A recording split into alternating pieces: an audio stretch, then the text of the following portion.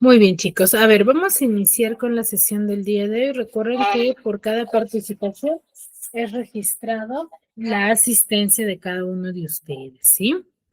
Si tienen la oportunidad de activar su audio, pueden activarlo a cada pregunta o duda que tengan, ¿sí? Siempre y cuando yo les dé la autorización.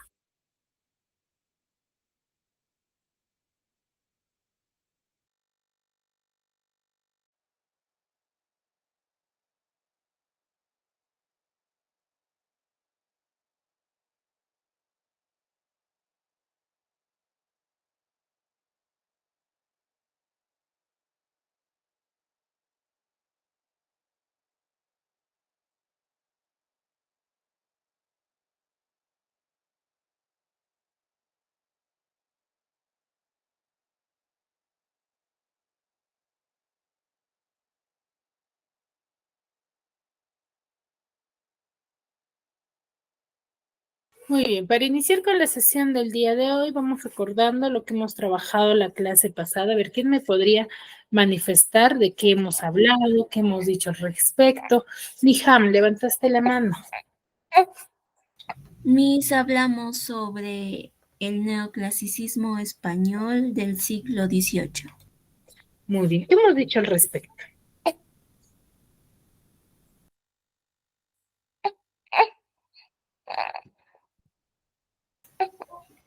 Que tuvo aportes en el teatro, la prosa y la literatura.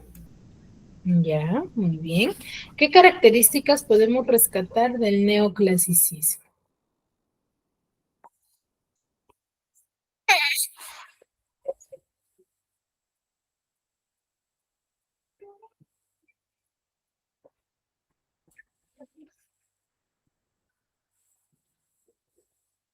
En el neoclasicismo se tiene en cuenta el racionalismo y el moralismo. Ya, muy bien. El racionalismo.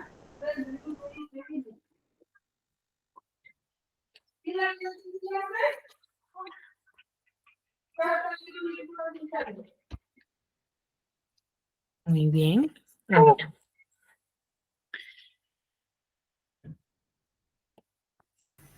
En ¿Qué más? el teatro se tiene en cuenta el tiempo, la acción y el lugar.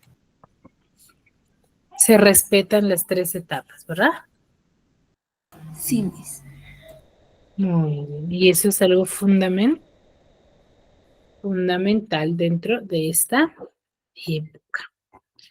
¿Ya?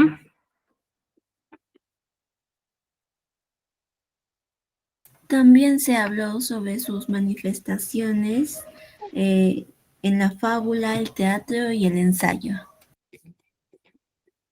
Ujú. Muy bien, excelente.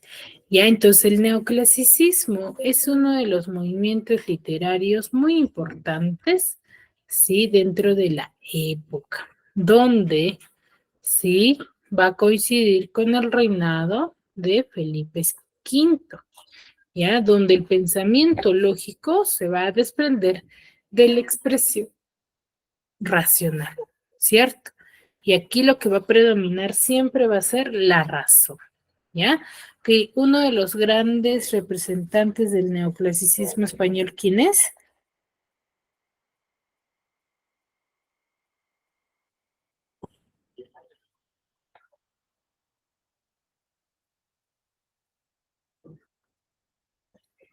¿Quién es uno de los grandes representantes?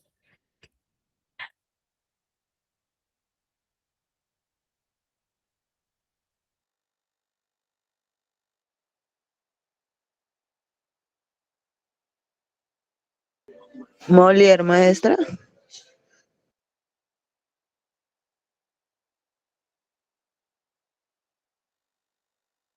¿No? ¿Era Molière?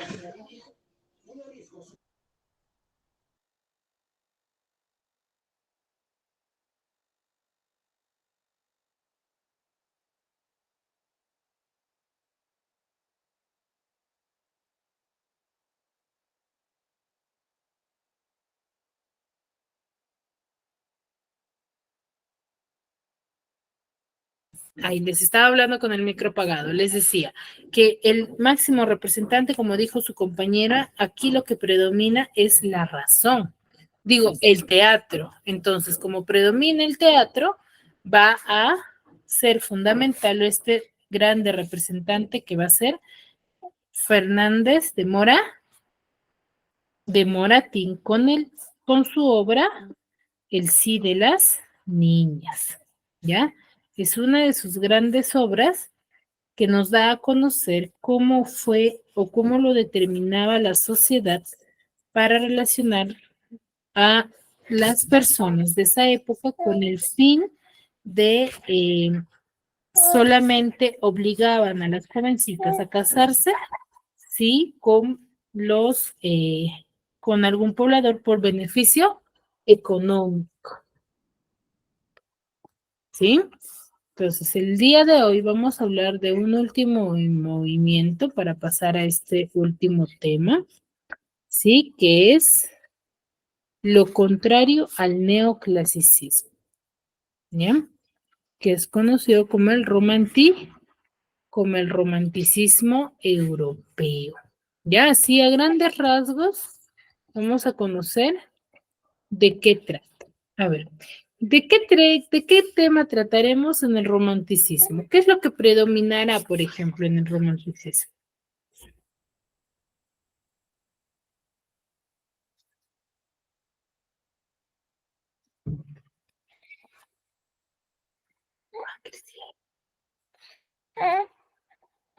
Prósara destaca el sentimiento y la emoción. La emoción, el sentimiento, ¿ya? Eso es lo que va a determinar dentro del romanticismo. A ver, vamos a ver, ¿sí? Vamos a ver qué es lo que predomina. Cuando nosotros hablamos del romanticismo o de cualquier movimiento literario, siempre nos debemos de ubicar cronológicamente en una etapa, ¿no es así? O mejor dicho, en un tiempo. ¿Para qué? Para determinar con qué etapas o con qué historias se van a ubicar. ¿Ya? Porque sabemos muy bien que los aspectos históricos marcan mucho la época literaria y determinan la temática de la época o de la literatura de esta época. Van a marcar un hecho. Entonces, ¿cuándo surge el romanticismo? El romanticismo surge en la primera mitad del XIX, ¿ya?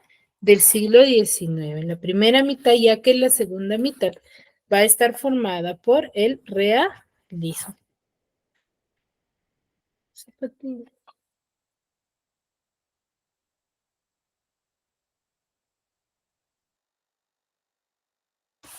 ¿Sí?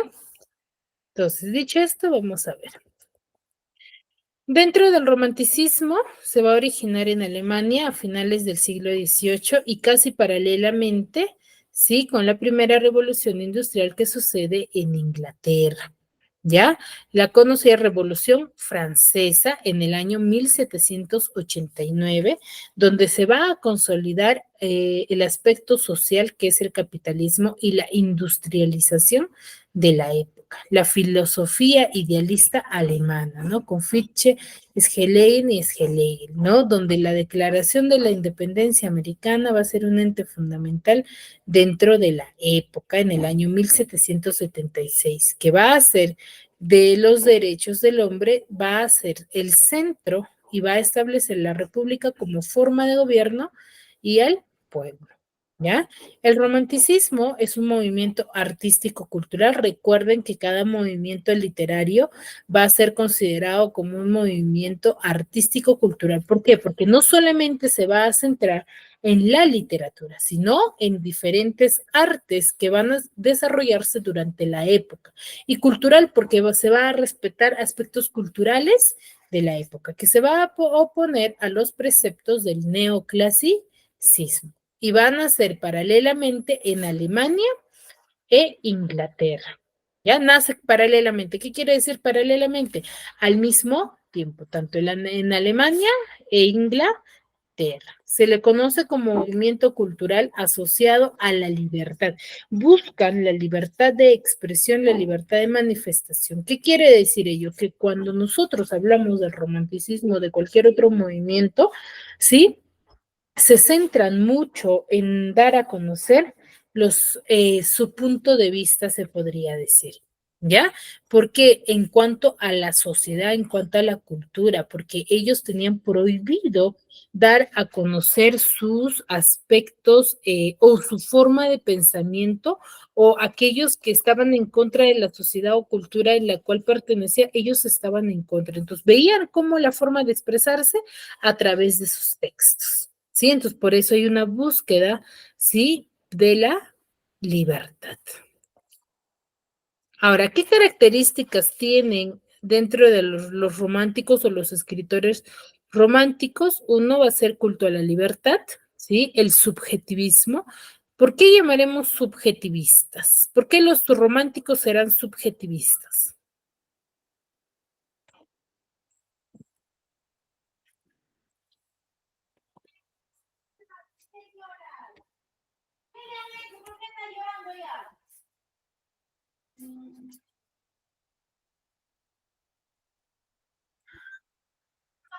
Chicos,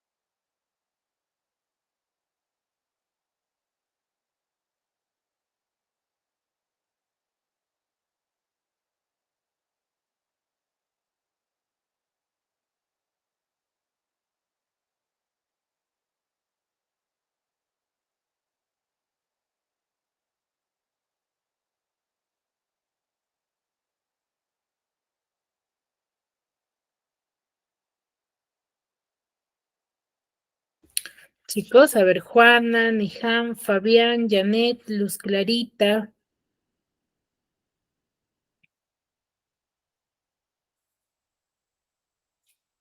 ¿Cuál es la pregunta, maestra? Disculpe.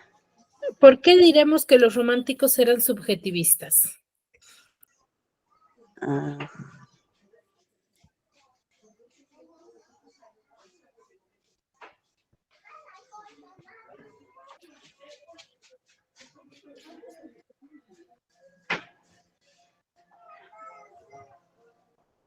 porque subjetivista, porque ellos, a través de su actuación transmitían, algo educativo.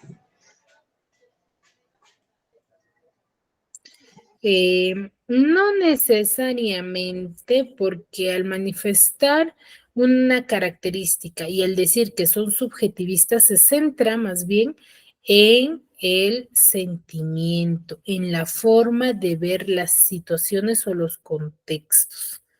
A eso se refiere. Ah, ya, maestra. Gracias. Muy bien. Juana, tu apellido completo es Castro Lomas, ¿verdad? Sí, maestra. Castro Lomas, Juan. Muy bien, excelente, Juan. Niham Jamanca. ¿Tu otro apellido cuál es?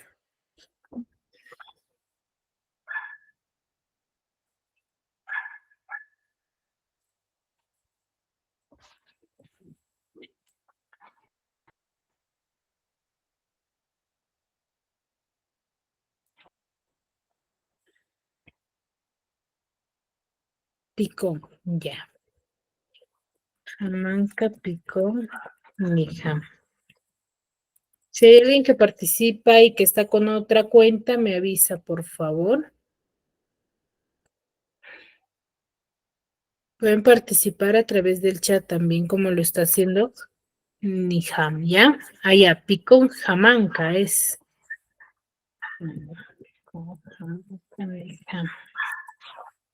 Muy bien, ya. Muy bien, Niham. Niham nos dice que hace referencia que predomina más el sentimiento. Exacto.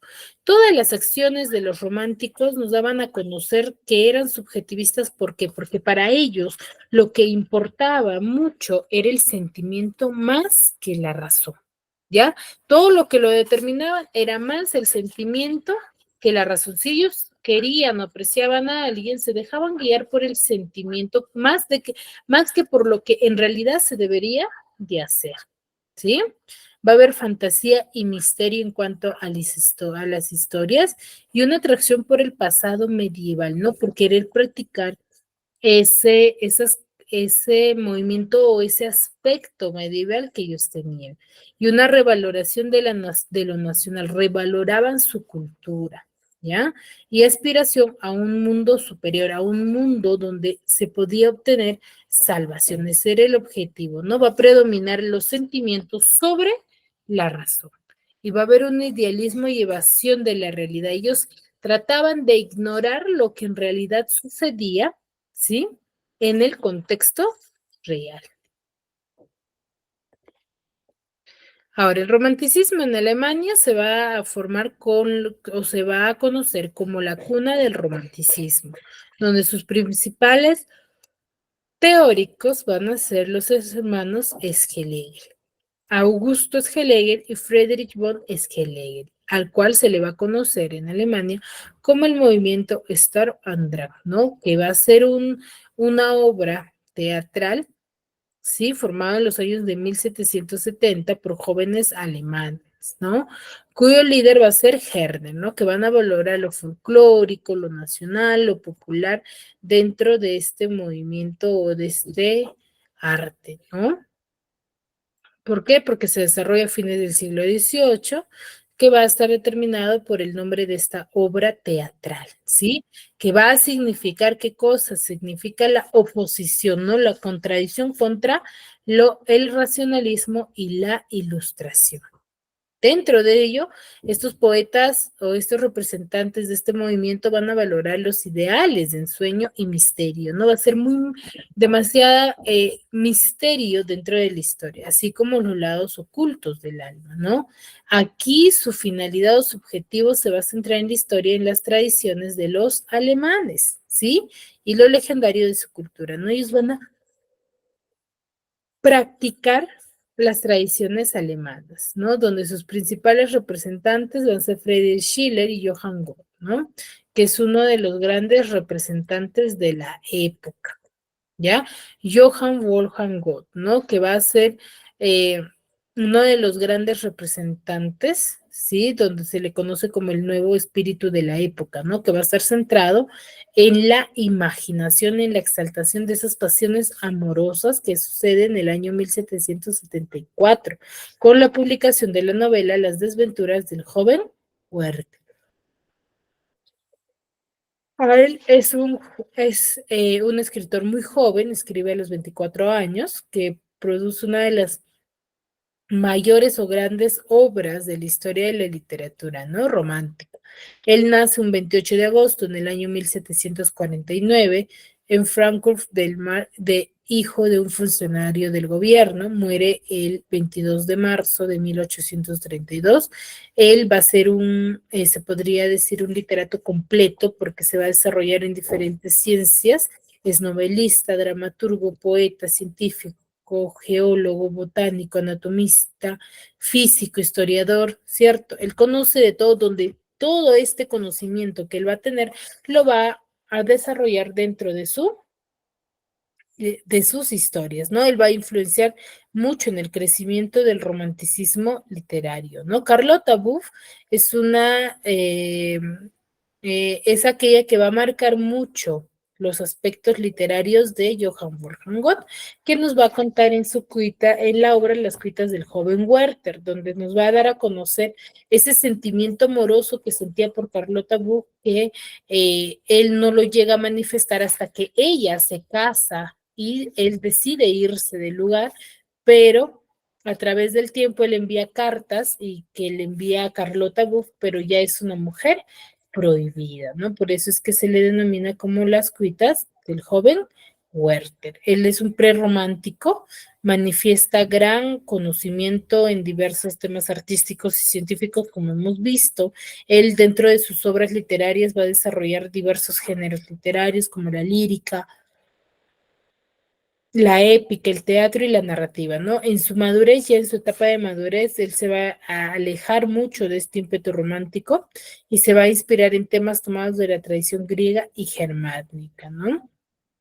Esta es una pequeña parte de la carta donde dice: está decidido, Carlot, deseo morir. Cuando leas esta carta, querida mía, la tierra fría ya estará cubriendo los restos rígidos de este infeliz, de este hombre desasogado, que en sus últimos momentos de vida no conoce dulzura ni mayor don que hablar contigo, ¿no? Entonces él manda este sentimiento que él sentía, lo expresa a través de sus cartas, ¿no? La obra literaria pertenece al género narrativo, de especie novela, ¿sí? Escrita en forma epistolar, donde va a estar dividida en 3 partes, y él narra los últimos días del protagonista y sus últimas cartas, ¿no? Donde va a predominar la razón. Su estilo es poético y muy delicado, ¿no? En cuanto a su manifestación, va a haber mucha intertextualidad, entrelazamiento de historias, uso de contrastes y simbolismo y fetichismo dentro de sus historias. La idea principal de esta obra es la fatalidad de un amor imposible que no se puede concretar debido ya a las circunstancias en las cuales se encuentra Carlota. En temas secundarios tenemos el suicidio, la pasión, el escapismo, la naturaleza, la libertad, el convencionalismo social y la angustia y desesperanza con la muerte, ¿no? Dentro de sus personajes principales tenemos a Carlota, a Werther y secundarios a Alberto, Juan, la señora Vi y el joven criado, ¿no? A ver, dicho esto, vamos a ver un pequeño resumen respecto a esta obra literaria.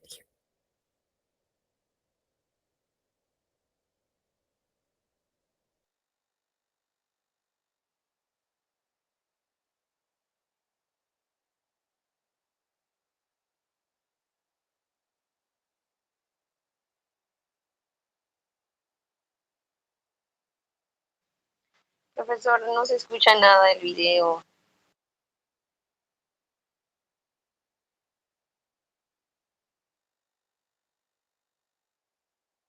Ay, lo voy a apagar el audio. Que cuidaba a sus hermanos antes del romanticismo. ¿Ahora se escucha? Del joven Weber. Weber es un joven sensible que, cansado de su ciudad, se va a Walheim, un pueblo que le brinda paz mientras se dedica a la pintura y a la lectura. En este lugar se siente feliz, rodeado por la naturaleza y por la sencillez de la gente. Un día se invita a una fiesta en donde conoce a Lot, una mujer que cuidaba a sus hermanos menores. Weber la ve y se enamora perdidamente de ella, pero Lot está comprometida con un joven llamado Albert, quien estaba de viaje. El joven enamorado frecuenta a Lot. En sus cartas habla de ella como un ángel y como una mujer perfecta. Albert regresa de su viaje. Weber tiene una buena imagen de él y se hacen amigos, lo que permite que siga viendo a Lot. Su sufrimiento interno al no poder estar con Lot hace que se vaya del lugar a trabajar con. En estos pasajes describe al embajador con quien trabaja como una persona detestable, lo que provoca que Weber renuncie. En su estadía se entera que Lot se ha casado con Albert. Weber no puede olvidar a Lot y decide regresar a Walheim a visitarla. Ella ya está casada con Albert, quien lo trata fríamente. La relación se vuelve peligrosa y estos momentos son muy duros para él, pues no puede soportar que la mujer a quien ama no pueda estar con él. Lot finalmente le pide que se vaya. En un último encuentro antes de Navidad, ambos leen un poema de Ocean y en un arranque de pasión, Vedder besa a Lot. Ella accede unos segundos, pero después reacciona y le pide que se vaya. Al joven amante le consume la tristeza por no poder estar con su amada y decide que uno de los tres debe morir. Siendo él incapaz de matar a alguien, decide quitarse la vida. Antes de consumar su plan, escribe sus cartas de despedida. En ellas pide ser enterrado al borde de un camino y con el mismo traje con el que conoció a Lot. Luego envía a su criado con Albert para pedirle prestadas 2 pistolas. Peder las recibe y les acaricia, pues Lot las había tomado antes. Finalmente, se pega un tiro en la cabeza, pero tarda en morir. Lot se desvanece al enterarse de esto. La obra termina con el entierro de Vedder, el cual no es oficiado por un cura por tratarse de un suicidio. Esta obra es una novela epistolar, es decir, está escrita mediante cartas que el personaje principal escribe a su amigo. Esto permite que el mensaje sea más intimista y se explore la tormenta de sentimientos desde la perspectiva de quien lo padece. La primera persona propia del género epistolar hace que una obra sea subjetiva. Vedder nos abre su mundo de pasiones, sufrimientos, reflexiones y confesiones a través de sus cartas. Al revisar la vida de su autor se puede notar claramente que se trata de una obra semi-autobiográfica. Vedder es el alter ego de Goethe, quien de muy joven se enamoró de una Lot real. Aunque claro, él no llegó al suicidio, pues este hecho está más bien inspirado en la decisión de un amigo suyo. Las desventuras del joven Vedder es una obra totalmente sentimental. Su carácter epistolar y subjetivo permite al personaje desbordar sentimientos. El encuentro directo con el personaje mediante la lectura de esta novela nos muestra lo desgarrador que puede ser el amor. Después de la publicación de esta obra y su rotundo éxito que lo llevó a ser uno de los primeros bestsellers conocidos, Alemania padeció lo que se llama el efecto Vedder, que consiste en imitar al personaje de la novela. La gente imita la conducta de sus ídolos, y en esta época el éxito de Vedder fue tal que lo llevó a ser el arquetipo del amante trágico. Cientos de personas se vistieron como el joven amante, y muchos se quitaron la vida después de leer la novela. Goethe ya Muy bien, entonces es una de las grandes obras literarias que pertenece a esta época, el cual va a marcar la época como ustedes se han percatado, ¿no? Muchos de los pobladores de este tiempo van a ser imitadores, ¿no? De este movimiento y de esta forma de manifestar su historia de Werther, ¿no? Muy bien, ¿dudas, consultas hasta aquí?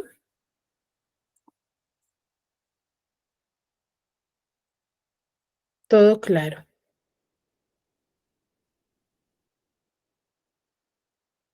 Muy bien. Si tienen dudas, háganlo saber, ¿sí? Muy bien, entonces vamos con el siguiente tema.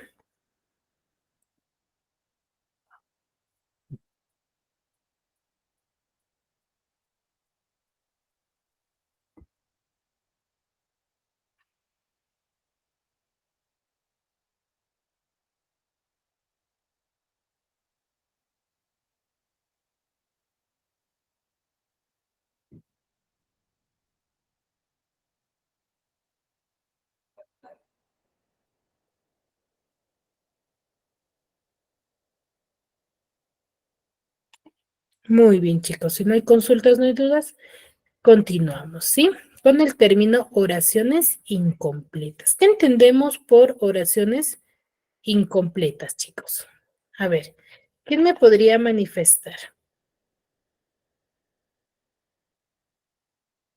¿De qué trataremos? ¿A qué nos referiremos?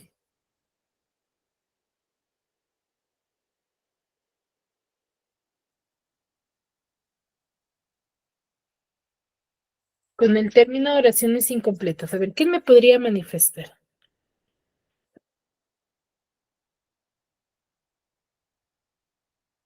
Ya, que pueden contener un mensaje, puede ser.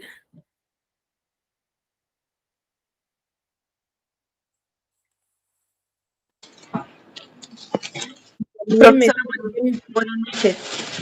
buenas noches. Como lo dice su nombre, ¿no? Oraciones incompletas.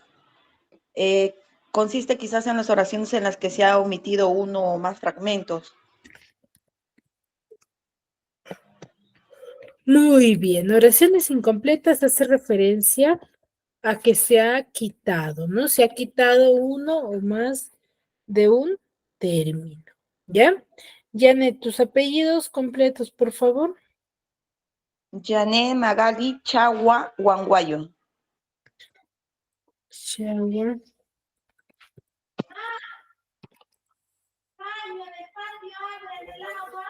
Chagua es, ¿no?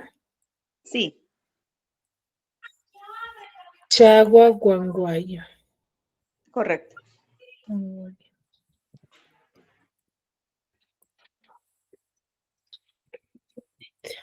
Muy bien.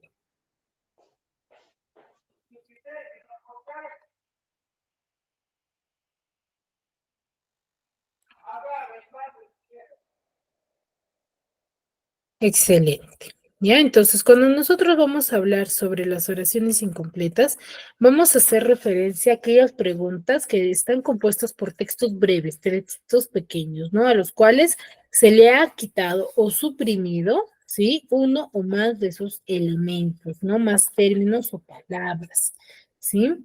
Ahora, para yo desarrollar un ejercicio de oraciones incompletas, debo de seguir ciertos criterios o identificar ciertos criterios para poder desarrollar, ¿no? Si yo identifico correctamente qué criterio voy a hacer uso para completar la oración, yo voy a resolver muy bien mi ejercicio, ¿ya? Primero, ¿qué criterio? El criterio de la gramaticalidad. ¿A qué hago referencia con el criterio de la con el criterio de gramaticalidad? ¿A qué creen que haga referencia?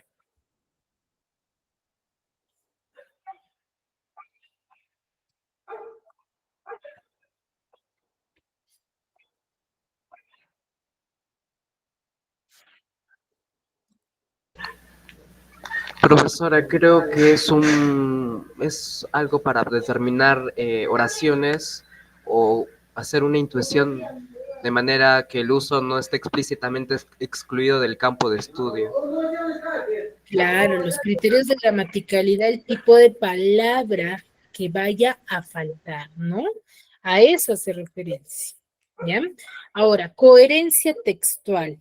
Cuando nosotros hablamos de coherencia textual es que al elegir un término, debo de verificar si el término que yo estoy eligiendo para completar mi oración le da sentido y coherencia, ¿ya? Eso debo de determinar si tiene sentido o coherencia mi texto. Si es que mi texto o mi oración no tiene sentido, ¿estará correcto el uso de ese término?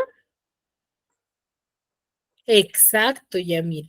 Hay que ser coherentes al momento de completar mis oraciones. Fabricio, hace un momento participaste. ¿Tu apellido es Saconet Albino? Sí, profesora. Saconet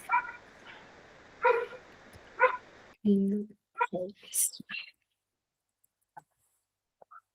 Muy bien. Entonces, a eso nos referimos, ¿no? Que debe de tener sentido, un sentido lógico, un sentido coherente.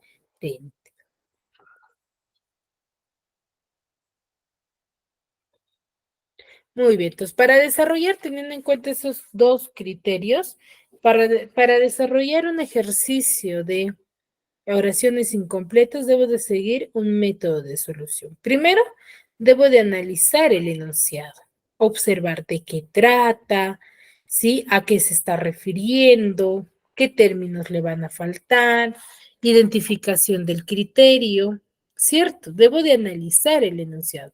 Luego, debo de subrayar los rastros verbales e identificarlos. ¿Para qué? Para completar la oración mentalmente.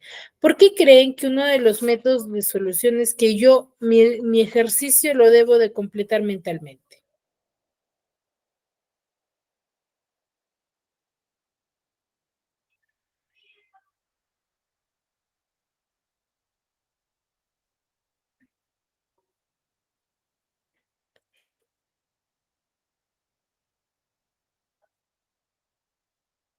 ¿Por qué creen, chicos, que yo debo de desarrollar o debo de, primero, antes de marcar la alternativa, debo de completarlo mentalmente?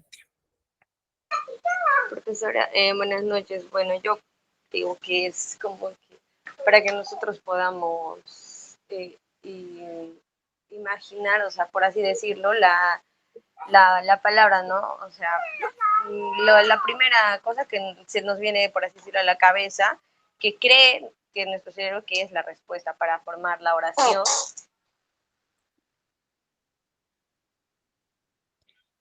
Claro,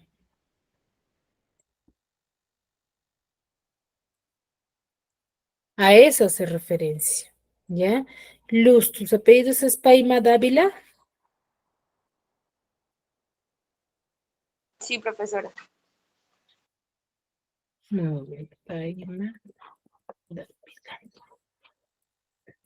Muy bien, entonces, yo, ¿por qué? Como dice su compañera, al momento de desarrollar mi ejercicio, yo lo debo de primero completar mentalmente. ¿Por qué? Porque yo al completar mentalmente puedo identificar si tiene o si es coherente mi texto, ¿cierto? Porque si yo automáticamente marco, pero ¿qué tal lo leo y no tiene coherencia? Mi ejercicio va a estar mal desarrollado. Entonces, ese es el objetivo. Dice Yamil, por ya lo mencioné antes, buscar una palabra que sea coherente a las oraciones. Claro, ¿no? Que sea coherente, que le dé sentido a mi texto, ya a mi oración. Ese va a ser el objetivo. A ver, tenemos acá uno práctico. Para practicar, la leche es el mejor alimento para, demuestran que si alimentas a tu bebé exclusivamente con, lo previenes de enfermedades respiratorias. ¿Cuál creen que sea la alternativa ahí?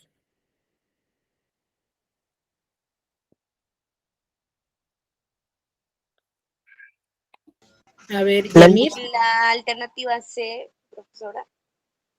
Ya, a ver, la alternativa C, la leche materna es el mejor alimento para bebés.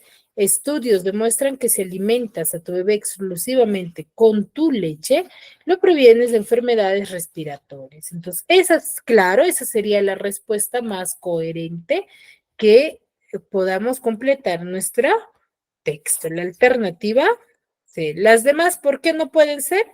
Porque no tendría coherencia en base a la ciencia, por ejemplo, a estudios que se han realizado que la sociedad conoce, ¿no? Entonces, por ello también, ¿sí? ¿Alguna duda, alguna consulta hasta ahí, chicos?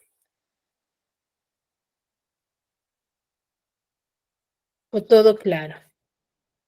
Todo claro, profesora.